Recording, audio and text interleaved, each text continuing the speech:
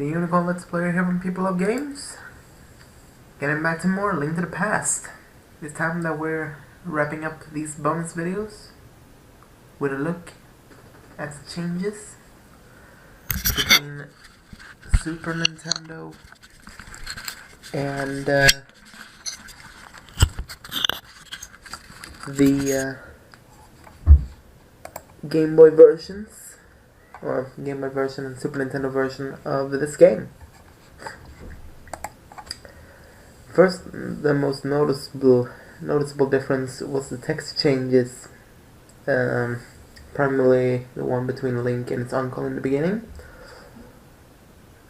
before you get the sword and the shield. Another change was that with a Master Sword, Tempered Sword, and Golden Sword, Link can cut down signposts. Also with the Golden Sword, Link was able to smash pots, which is pretty nice. Also, these next three have with maxing out to do, and that is that once you get 999 rupees, 50 bombs, and 70 arrows, you will have a light shade of yellow on those numbers instead of white. I think that that's a pretty nice change, considering that it lets you know that, hey, you know, you're maxed out here, you can't pick up anymore. Same thing with the pot destruction with the Golden Sword. It actually saves time. Moving on. So, number 7 was the rupee rocks, as I like to call them. Basically, when you see a rock that sparkles, you slash it, and that's basically the end of it. Also, another nice change between the versions was that instead of rapidly flashing colors, the enemies blur when you attack them. I believe that this is a great change, considering that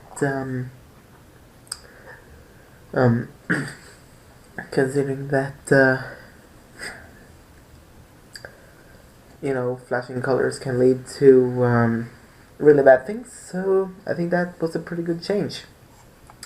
Next change was that when you start a new game in A Link to the Past, the intro that was before the menu in the Super Nintendo version is now mandatory watch after starting a new game on the GBA. That change, I don't know, it can bother some people. It mainly depends on who you ask about it, because, you know, it's there just because, hey, it's the end of the story. Of course you need to watch that story. And I'm sorry if you have a lot of audio things. There's just me moving the mic because I don't really want to scream because it's getting late here. Alright, moving on to the next change, number 10. So, ported directly from the N64 Ocarina of Time, Link have some voice effects, such as slashing his sword, hit by an enemy, falling in a chasm, or dying. You know, just like with the last change that I talked about.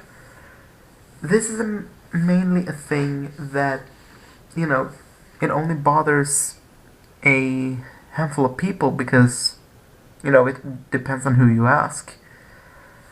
Mainly for me, I think that place was actually a lot easier to understand,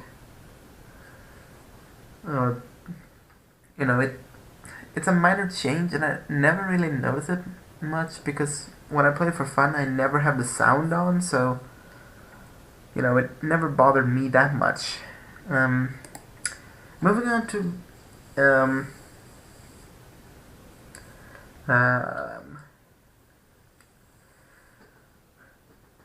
mainly here comes another thing, but this change is actually something that a lot of people say is the reason that they don't play the GBA version, and that is because that the Ice Palace has been revamped, making it super easy.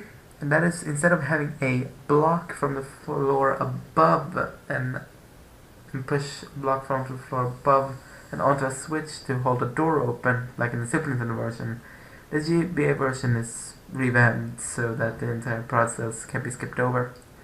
Of course, this is something that makes a lot of people think that, oh, you know, this is it's a very, very sucky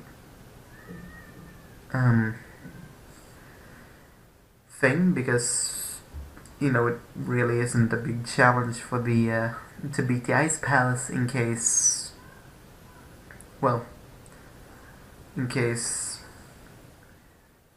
it's been revamped and stuff, because the Ice Palace was actually the hardest dungeon in the original. So, you know, again, kind of depends on who you ask about this. For me, I think there was a welcome change, because I hated the Ice Palace in the Super Nintendo version, so... Also, some dungeons have been renamed. For instance, the Tower of Hera got renamed to Hera's Tower, and the unofficial names for the Swamp Palace and Thieves Town, which were known as Watergate Dungeon and Blind's Hideout, became Swamp Palace and Thieves Town. Again, a minor change. Next change is that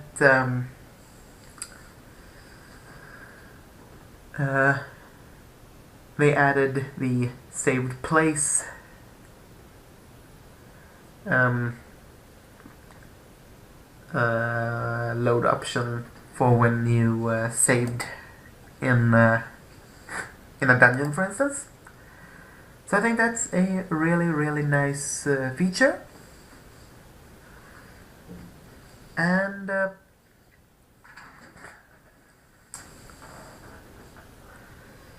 in the Super Nintendo version, the magic bottles would appear as one on the inventory screen and have a mini menu appear.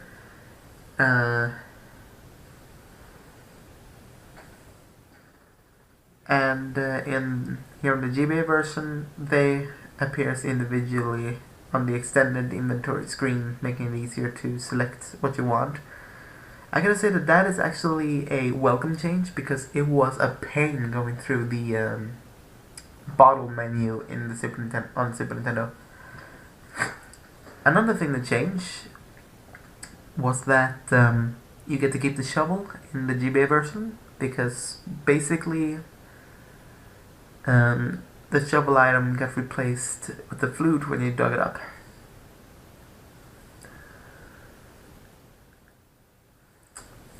And well, I think it's a great idea that the shovel actually remained in the inventory in the GBA version, because it's a great way to get money in case you ever need it. Next up is the ever famous Chris Houlihan room, which was basically a failsafe that will load in case they couldn't load a cavern fast enough. They just sent you to the Chris Houlihan room.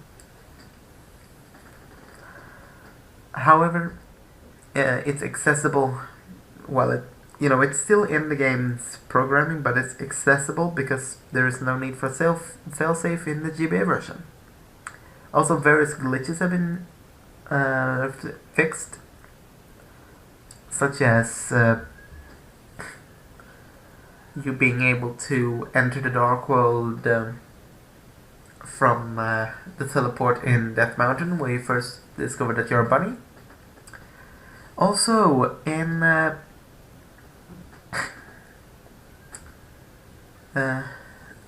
they also contain something in this game called Four Swords that we're gonna take a look at next time. But when playing that, you open up a new dungeon in replace of this game when 4 swords complete, and collecting medals even unlocks new sword techniques, such as the unlocks a brand new technique known as the